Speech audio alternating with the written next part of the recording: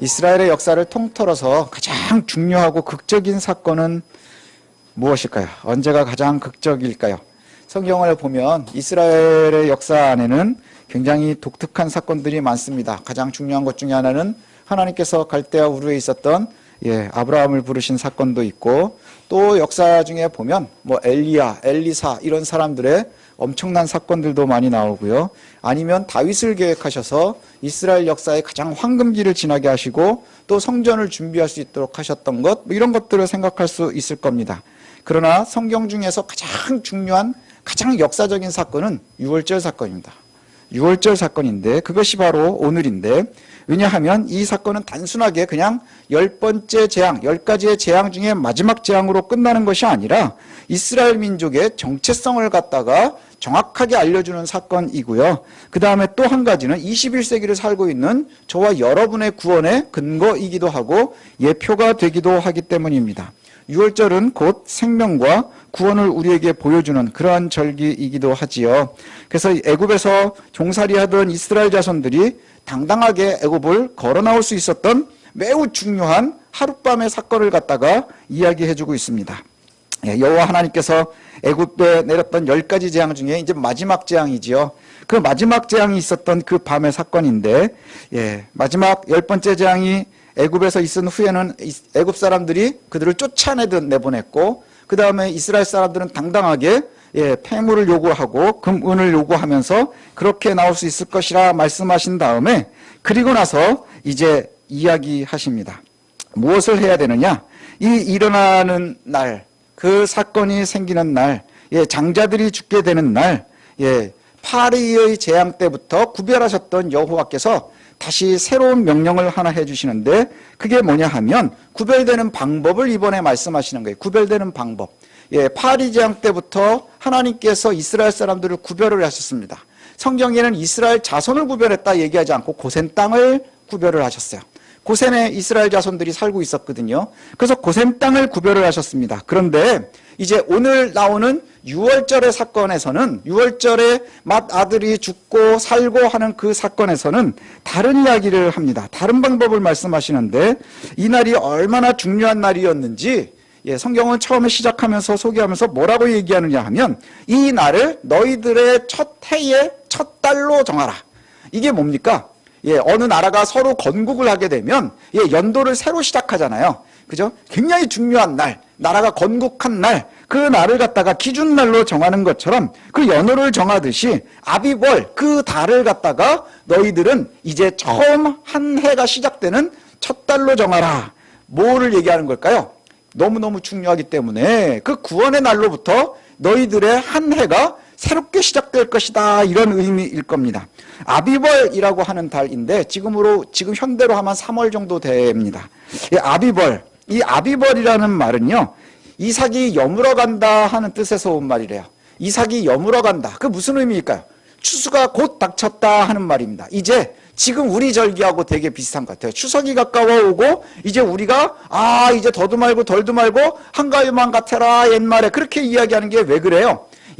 나가보면 황금 같은 들이 있고, 그 다음에 나무들마다 열매를 맺고 있고, 그것을 다 거둘 것을 갖다가 기대하고 있는 그런 때지요. 그런데 지금 애굽을 한번 상상을 해보십시오. 그렇게 추수해야 되는 그때에 10번의 재앙 계속 이어졌어요. 10번의 재앙이 있으면서 결국은 아비벌은 애굽 사람들에게는 어떤 달이 될까요? 저주의 달이 되는 거예요. 아무것도 거둘 수 없는 멸망의 직전, 죽음의 달과 같을 겁니다. 그러나 이스라엘 백성들에게는 새롭게 시작되는 생명의 첫 번째 달이 바로 아비벌입니다. 아비벌이 되는데 이제 유월절을 이렇게 준비하라고 아주 자세하게 하나님께서 이 모세를 통해서 말씀하십니다. 아비벌의 10일이 되면 너희들이 양을 정해라. 1년 된 순양을 정하는데, 때로는 염소도 가능한데, 이 양을 갖다가 잡는데, 이 양을 잘 준비하는데 얼만큼 준비해야 되느냐? 가족이 먹을 수 있는 수대로, 너희들이 먹어야 되니까 가족이 먹을 수 있는 수대로 정해서 잘 준비하라는 것이죠. 가족 수가 너무 적으면 이웃들과 함께해서 양을 준비하고 그것과 함께 잘 준비해 놓는 거예요. 1년 된 순양 혹은 염소를 준비해 놓습니다. 그리고 나서 이것을 갖다가 잘 잘 보관하는 거예요. 살아있는 이 양을 잘 보관하다가 14일이 되면, 준비하는 것은 10일 날 준비하고 14일이 되면 그날 저녁에 이스라엘의 모든 회중들이 뭐 합니까? 이 양을 잡는 거예요. 이 양을 잡고 그리고 나서 잡은 후에 이 고기를 먹어야 되는데 그때 잡은 피는 우슬초에 발라서 집안에 바릅니다. 집의 문에 바르는데 문설주 양쪽에 바르고 그 다음에 그 위에 인방은 이렇게 수평으로 되어 있는 데가 인방이라 그래요. 그러니까 문지방하고 이렇게 다 문에다가 바르는 겁니다. 그렇게 바르고 그리고 나서 그 고기는 먹습니다. 그 고기를 그 안에서 먹는데 어떻게 먹느냐? 당시에 보면 살코기와 그 다음에 내장과 머리와 넓적다리까지 구분하지 않고 다 불에 구워서 먹으라는 거예요. 다 구워서 먹습니다. 절대로 날로 먹어서도 안 되고 삶아 먹어서도 안 된다 이런 표현이 나와요. 이게 무슨 의미냐 하면 지금 우리야 뭐 고기를 갖다가 날로 구워 먹는다? 그러면은 바베큐니까 제일 고급지게 먹는 거지만 고대의 고기를 그냥 불에 구워 먹는 거는요 가장 쉽게 먹는 방법입니다. 가장 쉽게 먹는 방법이죠. 여기에 삶아 먹지 말라 이렇게 돼 있는데 삶는 거는 그냥 고기를 갖다 물에다가 담궈서 그냥 정궈 먹는 샤브샤브를 먹는 게 아니라 요리해 먹지 말라는 뜻이에요. 요리를 하려면 부뚜막에 불도 준비해야 되고 솥도 준비해야 되고 물도 끓여야 되고 준비해가지고 요리를 해먹는 그게 아니라 그냥 부뚜막이 없어도 돼요. 불만 있으면 바로 거기에 구워 먹는 거예요. 그런데 뒤에 보면 나중에 신명기에 보면 이스라엘 사람들은 고기를 먹을 때 내장을 먹지 않습니다. 내장을 먹지 않는데 내장이고 머리고 다리고 가리지 말고 그냥 구워 먹으라는 거예요. 구워 먹고 이렇게 먹으라는 이유가 뭘까요? 급하게 먹는 거예요. 급하게. 야영할 때나 구워 먹는 거지 야영할 때 막 이럴 때나 그렇게 구워 먹는 거거든요. 아주 절대로 급하게 먹으라. 왜 날로 먹지 말라 하느냐? 그럼 이제 뭐 건강상의 문제도 있을 수 있고 그다음 피채 먹을 수 있기 때문입니다. 이스라엘 사람들은 피채 고기를 먹지 않기 때문에 그렇습니다. 그리고 요리도 해서 먹으면 안 되고 그리고 뭐와 함께 먹어야 되느냐? 무교병과 쓴나물과 함께 먹으랍니다. 무교병과 쓴나물. 무교병은 뭐냐 하면 빵을 해 먹는데 거기에 누룩을 넣어서 발효를 시켜야 되겠죠.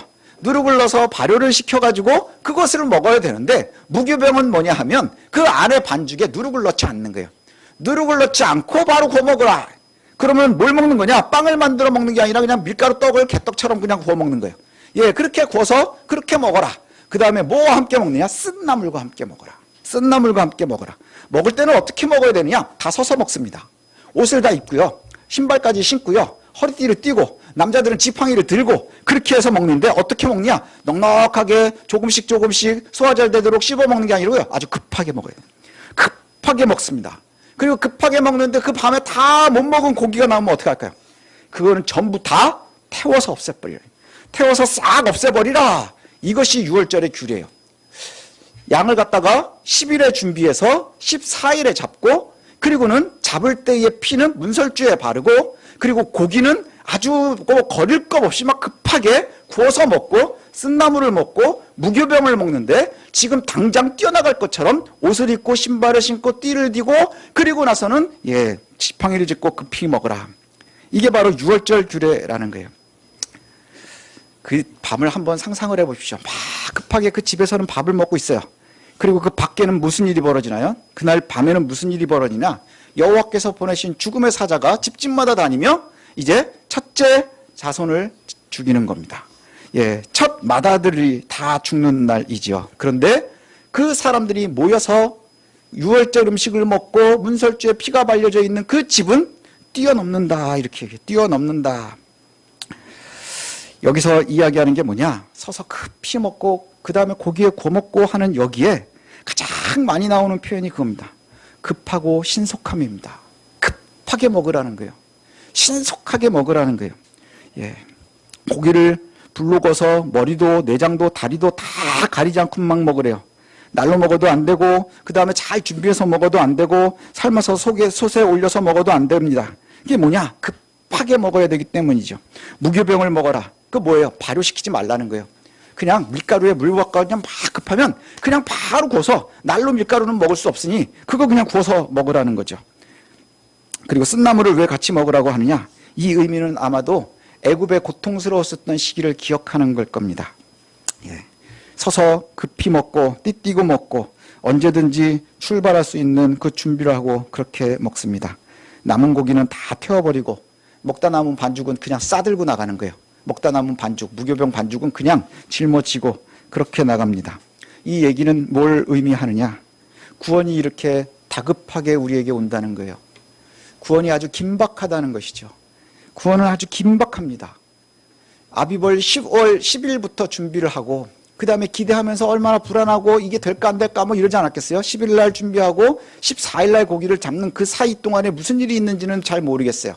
하지만 많은 사람들이 기대를 하기도 하고 불안하기도 하고 그리고는 또 의심하기도 하고 어떤 사람들은 굉장히 친하게 지냈었던 애굽 사람들한테 가가지고 이런 일이 있을 거야 우리랑 같이 밥을 먹으러 와라 뭐 이러고 초대도 하고 뭐 이러지 않았겠습니까? 그렇게 한 다음에 아주 긴박하게 그렇게 준비되는 거예요. 그게 바로 유월절입니다. 그리고 나서 이제 너희들이 하나님께서 정해주신 그 땅에 들어가게 되면 6월절이 끝난 다음에 6월절 날부터 해서 그 뒤부터 7일 동안은 무교절을 지키라 이렇게 돼 있어요. 무교절을 지키라. 그래서 6월절이 있고 그 다음에 무교절이 붙어 나오거든요. 그래서 6월절 무교절을 절기를 거의 그냥 하나처럼 이제 얘기를 하는데 나중에 가나안에 들어간 다음에는 무교절까지도 지켜야 되는데 무교절은 뭐냐? 첫날 아예 누룩을 다 없애버리는 겁니다. 누룩을 다 없애버리고요. 7일 동안 무교병만 먹는 겁니다. 7일 동안 무교병만을 먹고 일하지 않고 오직 뭐만 하느냐? 그때 그냥 같이 먹고 그 집안에 머물면서 하나님께서 우리를 구원하셨음에 대해서 기억하는 겁니다. 아이들이 묻겠죠. 우리는 왜 이렇게 살아야 됩니까? 라고 물으면 여호와께서 우리를 이렇게 구원하셨기 때문이라 이야기해 주라는 거예요. 그게 바로 무교절입니다. 지금도 유대인들은 6월절이 되면 물과 밀가루만 섞어서 오븐에 굽는데 18분을 넘지 않도록 한대요. 18분 이상은 굽지 않으려고 노력을 한답니다. 그 이전에 왜 그럴까요? 급하고 신속하게 해야 되기 때문입니다. 출애굽한 이후에 매년 6월절과 무교절을 지켜야 했습니다. 왜냐하면 애굽을 탈출해서 자유인으로 구원받은 사람들이 그 구원의 은혜를 기억하는 날이기 때문입니다. 그래서 이스라엘의 절기들은 보면 다 뭐냐? 여호와께서 나와 함께 하셨음을 기억하는 절기들이요. 기억하는 절기들. 구원의 은혜를 기억하는 절기들. 그러면 이제 6월절을 기억하고 6월절과 그 다음에 무교절을 기억하면서 감사할 수 있는 사람들은 누군가요? 누가 이 6월절 절기를 지키나요? 누가 무교절을 지킬 수 있나요? 구원을 경험한 사람들입니다. 구원을 경험한 사람들만 이것을 지키는 겁니다. 집안의 맞이들의 죽임을 당할 때에 구원하셔서 우리 아이가 살았었던 날, 그리고 첫 번째 애굽에서 탈출해 나올 때에 그렇게 나올 수 있도록 하셨던 그 날을 경험한 사람들이죠. 근데 어떤 사람들이 이 6월절의 생명을 경험했을까요? 이거 이제 우리가 한번 생각을 해봐야 되는데 파리의 재앙 때부터는 하나님께서 고센을 구별하셨습니다. 구별을 하셨고 그리고 구원받는 사람들은 누구였느냐? 그때 구별되는 사람들은 고센에 사는 사람들이었어요. 내가 하나님을 잘 몰라도요, 그냥 고센에 있으면 파리 재앙에서는 벗어나는 겁니다. 특별한 노력이 필요 없어요.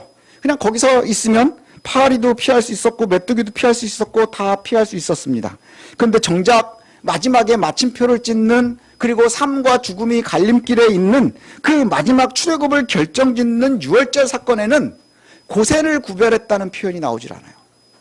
고센 땅을 하나님이 구별했다라고 표현하지 않습니다.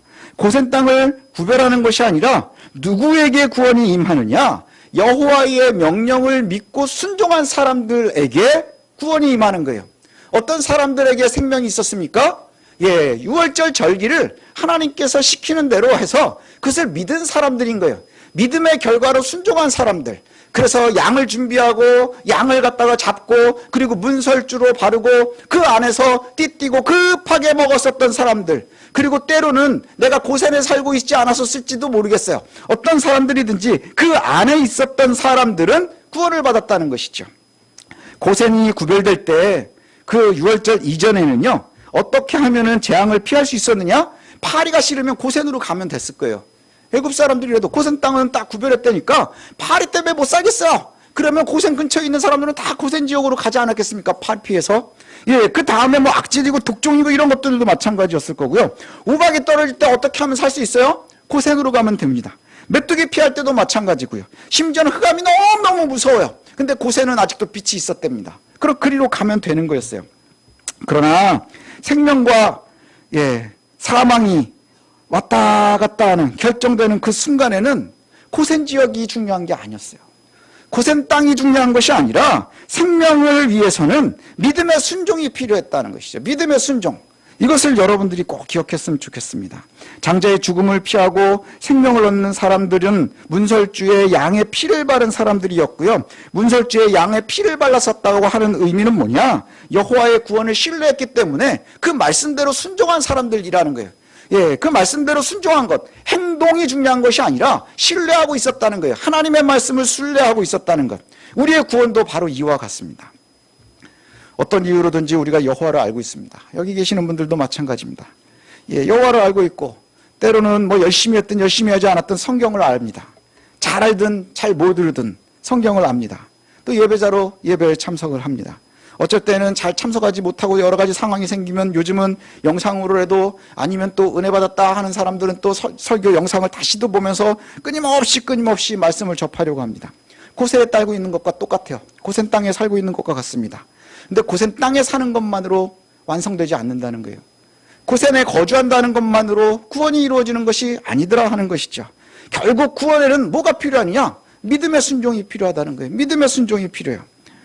우박이 떨어질 때 경고를 들었었던 바로의 신하들 중에 일부가요, 자기의 가축들을 피해놓고요, 그 다음에 종들을 갖다가 들에서 피신시켜서 자기네들이 산 적이 있습니다. 아마도 앞에 있었던 많은 재앙들은 여호와께서 경고하시는 징조였을 거예요. 예표가 되었을 겁니다. 희미하게나마 이집트 사람들이 그런 생각을 하지 않았겠어요? 우리의 신들이 하나씩 무너지고 있구나. 내가 믿고 있었던 신뢰가 하나씩 무너지고 있었구나. 내가 기억하고 있었던, 내가 기대했었던 그것들이 진짜가 아니었구나. 하나씩 이렇게 무너지고 있는 것이구나. 그걸 알고 어떤 사람들은 조금씩 고센의 구별을 갖다가 보면서 윤뜩 생각하고 있었을 겁니다. 그러다가 이제 정작 여호와의 은혜를 입은 사람들이 출애굽을 하게 되는 겁니다. 출애굽을 하게 돼요. 그저 고센 땅에서 살다가 보니까 파리 재앙으로부터 그냥 구별될 수 있지요. 또 어쩌다가 보니까 교회 다니는 집안에서 태어나서 친구가 데리고 가서 그냥 교회에도 가봤고 이제 일종의 생활의 뭐 일부가 됐을 수도 있겠습니다. 그렇다고 하면 그게 우리가 고센에 거주하고 있는 거예요. 예, 어떤 이유로든지 우리가 여호와의 말씀을 알았고 하나님께서 살아계시는구나. 어쩌다 가끔씩 한 번이라도 느끼기도 하고요. 경험하기도 하고 옆 사람이 그러는 거 보기도 하고 그게 고센에서 살고 있는 것과 다르지 않은 거예요. 파리재앙을 우리가 겪고요. 악질, 독종, 우박, 메뚜기, 흑암 다 거기 있으면서 우리가 그걸 보는 겁니다. 어쩔 때는 고센 안에서 보기도 하고 어쩔 때는 고센 밖에서 보기도 합니다. 그러나 정작 여호와의 구원에 참여하는 사람들이 누구냐 하는 거예요. 여호와의 구원에 참여하는 사람들이 누구냐? 그러면 이스라엘 자손들이 구원받았다라는 표현이 나오질 않아요. 이스라엘 자손들이 구원받았다라는 표현이 나오지 않고 문설주에 피를 바른 집에서 6월절에 음식을 먹은 사람들이 구원을 받는 거예요. 그리고 뒤에 가면 12장 37절에 보니까 그리고 나서 출애굽을 하는데 출애굽한 사람이 장정만 60만이랍니다. 그러면서 출애굽을 갖다가 거절하는 신학자들도 있거든요. 그런 일이 있을 수 없어. 이렇게 많은 사람들이 나온다고? 뭐 이렇게 얘기를 합니다. 그리고 노예들이 60만이면 200만 정도 되는데 그 당시면 어마어마한 인구인데 이거 다 뻥이야 라고 얘기를 해요. 그런데 그렇지 않다고 성경이 이야기합니다. 뭐냐? 이스라엘 자손의 한 자손들만 나온 게 아니고요. 38절에 그 뒤에 따라 나오는 말이 뭐냐? 수많은 잡족이 같이 나왔대요. 수많은 잡족이. 그러니까 아브라함의 혈통의 후손들 뿐만이 아니라 고센을 바라보고 있었고 그리고 고센을 동경하고 있었고 그리고 고센 때문에 두려워하던 사람들, 어쩌면은 바로를 갖다가 무서워하기보다 여호와를 무서워해서 우박이 떨어질 때 가축을 숨겼었던 이집트인들도 있을지 모르겠어요. 수많은 이민족들이 함께 출애굽했다는 거예요. 함께 출애굽을 했대요. 이들이 왜 출애굽을 했을까요? 가장 화려하고 가장 기름지고 가장 풍요로운 땅 애굽이 우리를 구원하지 못한다는 것을 이제 알게 된 거예요. 그동안에 쌓아놨었던 우리의 모든 신념들이 하나씩 무너지는 것을 고센에서 구경하고 그 다음에 그 밖에서 당해보고 여러 가지 모습을 보다가 결국에 알게 된 것이죠. 그리고는 혈통과는 상관없이 어쩌면 6월절의 음식들을 여러 사람들이 먹었을지 모르겠어요. 뒤에 나오는 6월절의 규례를 보면 이스라엘 사람들 뿐만이 아니라 이민족들도 함께 6월절에 참여하거든요. 6월절에 함께 참여하거든요. 그러니 유대인들이 혈통으로 구원받는다고 얘기하는 건 자기네들이 그렇게 중요하게 여기는 토라를 모르는 거예요. 하나님의 구원은 처음에 출애굽할 때부터 이미 모든 민족들에게 열려 있었어요. 누가 구원의 대상이 됩니까? 고센에 거주한다고 해서 구원의 대상이 되는 것이 아니라 하나님의 말씀에 믿고 순종하는 사람들에게 그것이 이루어진다고 하는 것이죠. 혈통이나 혈족의 구분이 아니었더라는 거예요. 혈통과 혈족의 구분이 아니라 유일한 구원의 조건은 믿음의 결과, 믿음의 열매인 바로 순종에 있음을 우리가 기억했으면 좋겠습니다. 구원은 결국 믿음으로 말미암는 거지요. 믿음이 말씀에 순종하게 만듭니다. 그리고 그것 때문에 우리가 구원받는 겁니다.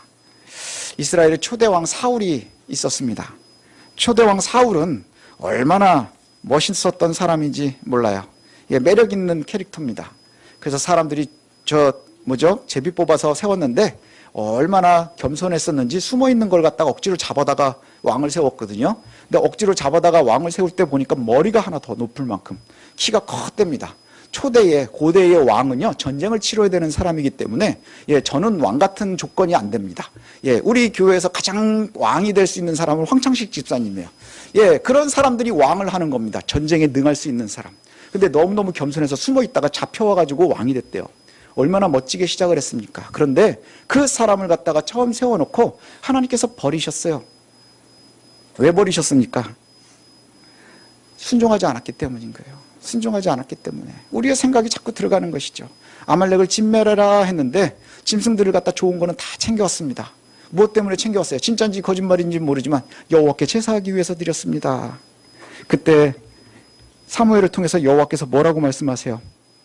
순종이 제사보다 낫다. 순종이 제사보다 낫다. 예. 순종이 뭡니까? 그게 바로 믿음입니다. 내 눈에 보이는 것보다 여호와의 말씀을 의지하는 거예요.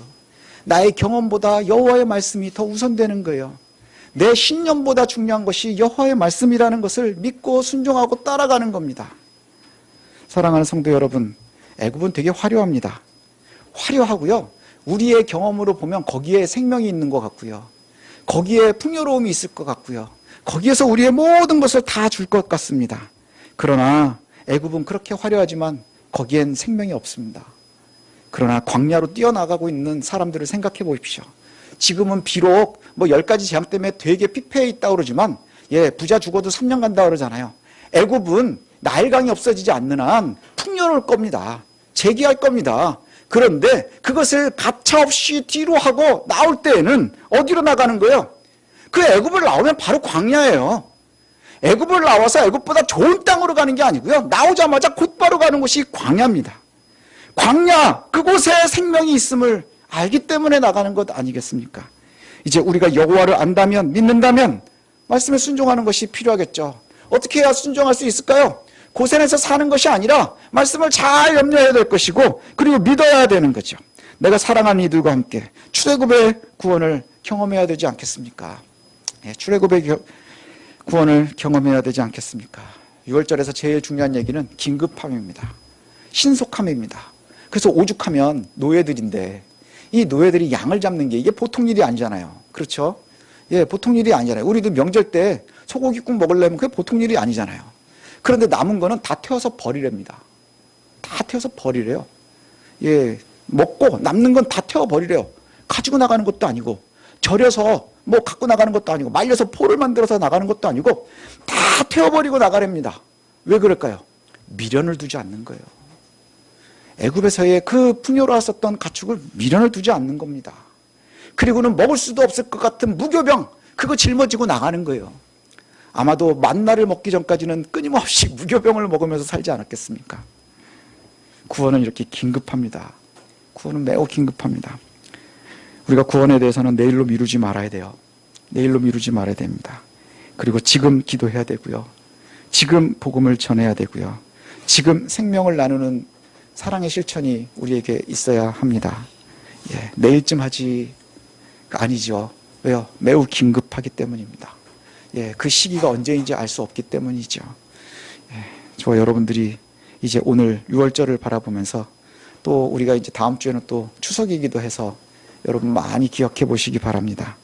내가 알고 있는 이 구원을 정말 내가 참으로 가지고 있다면, 그것을 믿고 있다면, 하나님께서 우리에게 주신 명령 중에 하나가 뭐예요?